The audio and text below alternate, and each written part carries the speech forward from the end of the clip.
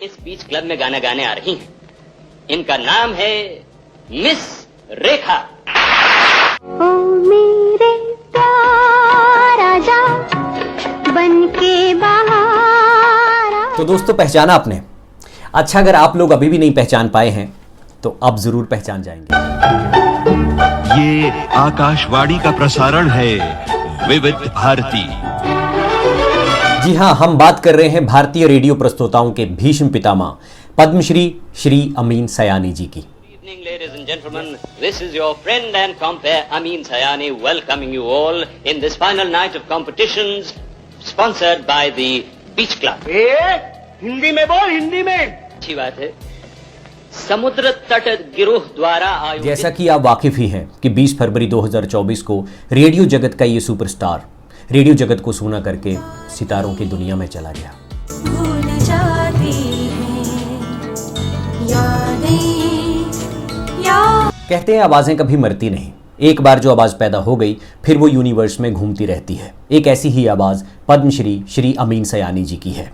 शायद ज्यादातर लोग उनको उनके चेहरे से नहीं पहचानते होंगे, लेकिन उनकी आवाज जानी पहचानी ना लगे ऐसा हो ही नहीं सकता है।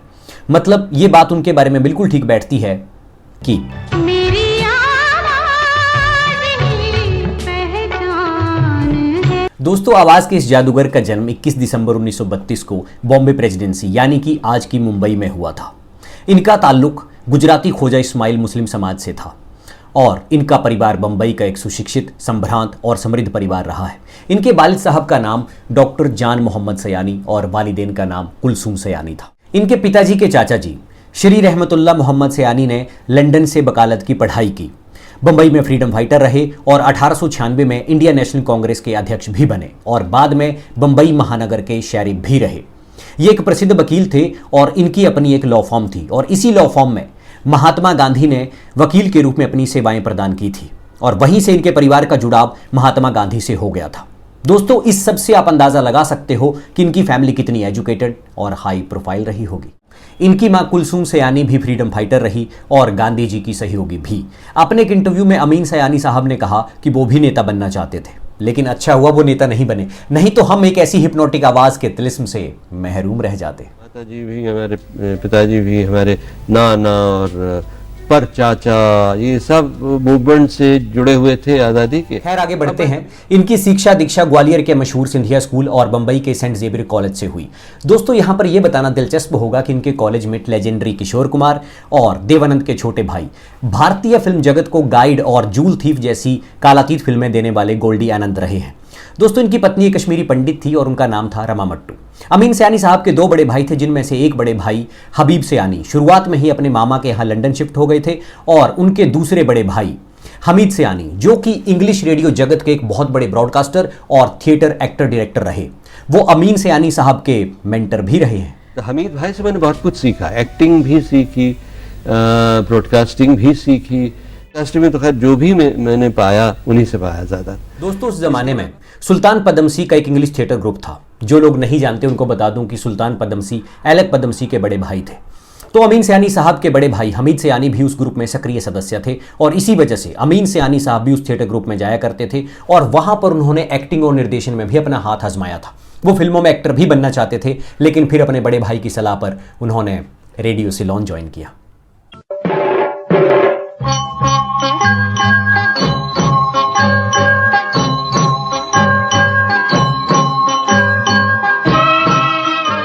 रेडियो सेलोन पर इन्होंने कई सालों तक अंग्रेजी प्रस्तोता के रूप में काम किया और फिर रेडियो सेलोन के बाद जब भारत में ऑल इंडिया रेडियो की शुरुआत हुई तो उसी के साथ शुरू हुआ इनका 70 से 80 साल लंबा ऐतिहासिक सफर। इन्होंने राष्ट्रीय और अंतर्राष्ट्रीय स्तर पर रेडियो प्रस्तोता के रूप में बखूबी काम किया।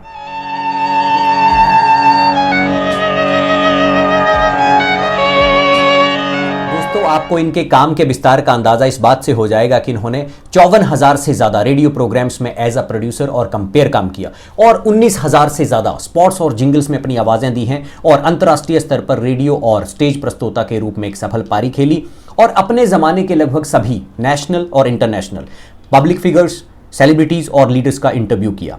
और इनके टैलेंट की रेंज थी कि अपनी मां द्वारा प्रकाशित पत्रिका रहबर के लिए काम किया, 4 साल तक शास्त्रीय संगीत की शिक्षा ली और थिएटर जगत में एक्टर डायरेक्टर काम किया और रेडियो की उपलब्धियों के बारे में तो कहना ही क्या है। तो कोई खास व्हाइटनर इस्तेमाल करूं? कौन सा? रॉबिन, थोड़ा सा रॉबिन एक छोटे कपड़े में बांधकर पानी में घुमाइए। अब इस पानी में कपड़ों को एक अपनी खूबसूरती की देखभाल कभी नहीं भूलती फिल्म स्टार श्रीदेवी, इसीलिए नया सुपर व्हील पाउडर नींबू के साथ नया सुपर व्हील पाउडर। 1992 में इन्हें लिम्का बुक ऑफ रिकॉर्ड्स द्वारा पर्सन ऑफ द ईयर के अवार्ड से नवाजा गया। वैसे तो इनको मिलने वाले अवार्ड्स की लिस्ट तो बहुत लंबी है, लेकिन फिर भी इनके जीवन की सबसे महत्वपूर्ण उपलब्धि 2009 में इनको मिला पद्मश्री का अवार्ड है। साल 1960 से साल 1962 तक अमीन सयानी साहब ने टाटा ऑयल मिल में एज अ ब्रांड एग्जीक्यूटिव अपनी सेवाएं दी। दोस्तों, अब बात करते हैं उनके जीवन के उस पहलू की जिसके बिना अमीन सयानी साहब का जिक्र अधूरा है, और अमीन सयानी साहब के बिना उस प्रोग्राम का जिसका नाम था बिना का गीत माला। बहनों और भाइयों, मैं आपका रेडियो दोस्त बोल रहा हूँ। जी हाँ, अमीन सयानी। दिलों में दर्पण है, दर्पण में कोई देखो जिसे सुबह। तो चलिए शुरू से शुरू करते हैं। किस्सा कुछ यूं है कि रेडियो सिलोन पर गीतों पर आधारित एक इंग्लिश क्विज प्रोग्राम आया करता था। वो एक सफल प्रोग्राम था जिसमें हर हफ्ते 300 से 400 खत आया करते थे। बाद में इसी प्रोग्राम से प्रेरित होकर हिंदी भाषी श्रोताओं के लिए इसी तरह का प्रोग्राम बनाने पर विचार हुआ। उस वक्त अमीन सयानी इंग्लिश और हिंदुस्तानी भाषा के एक मजबूत प्रस्तोता के रूप में उभर रहे थे। इस प्रोग्राम को बनाने की जिम्मेदारी उन्हें सौंपी गई, जिसमें उनका काम था स्क्रिप्ट लिखना, नरेशन, गाने चुनना और श्रोताओं के खतों को शॉर्टलिस्ट करना, जिसके लिए उन्हें 25 रुपया हफ्ता वेतन पर अनुबंधित कर लिया गया। प्रोड्यूसर्स का ख्याल था कि जब इंग्लिश भाषा के प्रोग्राम में 300 से 400 खत आ जाया करते हैं तो हिंदी के प्रोग्राम में भी 30 से 40 खत तो आ ही जाएंगे। यही सोचकर अमीन सयानी साहब भी मान गए और इस तरह से साल 1952 में शुरुआत हुई इस प्रोग्राम की, और प्रोग्राम का नाम रखा गया बिना का गीत माला। इस प्रोग्राम में अमीन सयानी साहब का मजाहिया अंदाज लोगों को बेहद पसंद आया और खास तौर पर उनका संबोधन। बहनों और भाइयों, मैं आपका रेडियो दोस्त बोल रहा हूँ। जी हाँ, अमीन। लेकिन पहले ही प्रोग्राम की प्रतिक्रिया में स्टूडियो में 9000 खत पहुंचे। 2 साल तक प्रोग्राम को इसी फॉर्मेट में चलाया गया, लेकिन जब खतों की तादाद इतनी बढ़ गई कि स्टूडियो में बैठने लायक जगह ही नहीं बची, तो फिर इस प्रोग्राम के फॉर्मेट में तब्दीली की गई। इसमें से कुछ सेक्शन को हटा दिया गया और तब प्रोग्राम को चार्ट बस्टर का रूप दिया गया। दोस्तों, इस प्रोग्राम की सफलता का अंदाजा आप इस बात से लगा सकते हो कि यह प्रोग्राम रेडियो सिलोन पर 1952 से 1988 तक और AIR विविध भारती पर 1989 से 1994 तक चला। सबसे ज्यादा पॉपुलर, सबसे ज्यादा चलने वाला गीत था ये।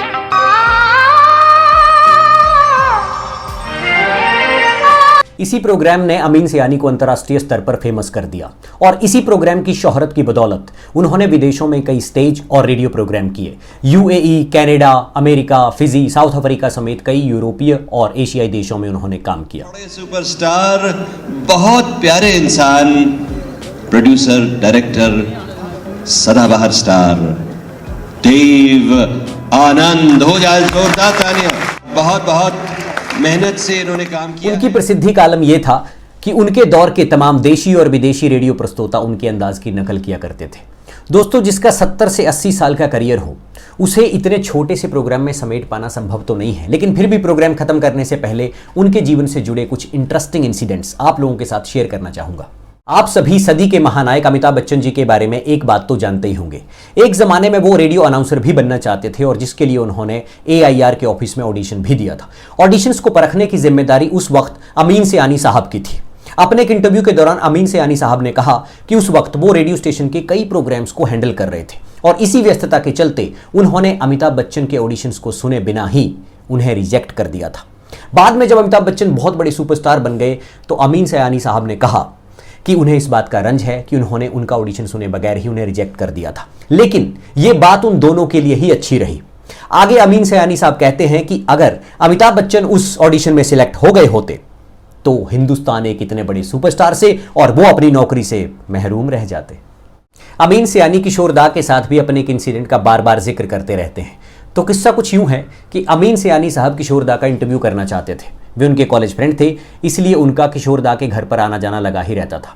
वो कई बार किशोर कुमार को इंटरव्यू देने के लिए कह चुके थे, लेकिन किशोर कुमार टाल जाते थे। फिर एक दिन अमीन सयानी साहब जिद पर अड़ गए तो किशोर कुमार ने उनसे अपना रिकॉर्डर लेकर एक स्टूडियो में आने का समय दे दिया। तय वक्त पर अमीन सयानी साहब अपना भारी भरकम इंस्ट्रूमेंट लेकर उस स्टूडियो के गेट के बाहर पहुंच गए तो उन्होंने देखा कि पहले से वहां पर एक प्रोड्यूसर खड़े हैं। जब उन्होंने किशोर कुमार के बारे में उन प्रोड्यूसर से पूछा तो वो प्रोड्यूसर बोले कि किशोर दा ने उनसे कहा है कि अमीन सयानी के यहाँ से चले जाने के बाद मुझे खबर कर देना, मैं उसके बाद ही अंदर आऊँगा। इस बात को सुनकर अमीन सयानी साहब को बहुत गुस्सा आया और वो इस कदर नाराज़ हुए कि उन्होंने एक अरसे तक किशोर दा से बात नहीं की। उसके बाद 18 साल तक मैंने उनको न फोन किया, न बातचीत की, न कभी उनको बुलाया। कई सालों बाद जब किशोर कुमार ने अमीन सयानी साहब को फोन किया तो वो अपनी किसी फिल्म की प्रमोशन के लिए उन्हें इंटरव्यू देना चाहते थे। अमीन सयानी साहब ने किशोर दा को अपने स्टूडियो में बुला लिया और जब किशोर दा उनके स्टूडियो में पहुंच गए तो अमीन सयानी साहब ने किशोर कुमार से कहा, देखिए मैं आपकी आदत से अच्छे से वाकिफ हूं, मैंने स्टूडियो के बाहर 4 मुस्टंडे खड़े कर रखे हैं, अगर आपने इंटरव्यू पूरा किए बगैर यहां से हिलने की कोशिश की तो समझ लीजिए पिटाई विटाई हो जाएगी आपकी, इसलिए आप जरा बच के रहिएगा जी। तो कुछ तो वो डरे, क्योंकि डरपोक भी है जरा। अच्छा, फिर समझ गए भाई मजाक कर रहा है तो हंसे, कहने अच्छा भाई तुम भी क्या याद करोगे, मैं इंटरव्यू पूरा करके ही जाऊंगा। वो सरगमी जादूगर जिनकी आवाज आज हर संगीत प्रेमी के सीने में दिल बनकर धड़कती है। ये जवानी है दीवानी। तो दोस्तों, अमीन सयानी और उनकी उपलब्धियों की अंतहीन कहानियां बाकी रहेंगी क्योंकि उन्होंने अपनी आखिरी सांस तक काम किया। उनकी आवाज की खनक आखिर तक बरकरार रही। आज भी कई लोग पद्मश्री श्री अमीन सयानी साहब के अंदाज की नकल करते हैं, लेकिन दोस्तों, हजारों साल नरगिस अपनी बेनूरी पर रोती है, बड़ी मुश्किल से होता है चमन में दीदावर पैदा। 54,000 से ज्यादा रेडियो प्रोग्राम और 19,000 से ज्यादा स्पॉट्स और जिंगल्स और अभी तक कार्यरत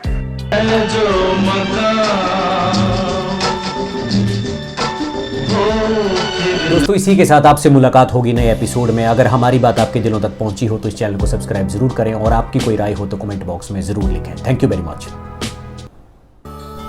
नगमे हैं, शिकवे हैं, किस्से हैं, बातें हैं, बातें भूल जाती हैं, यादें याद आती हैं, ये यादें किसी दिलो जानम के चले जाने के बाद आती हैं, ये यादें, हाय ये यादें, यादें।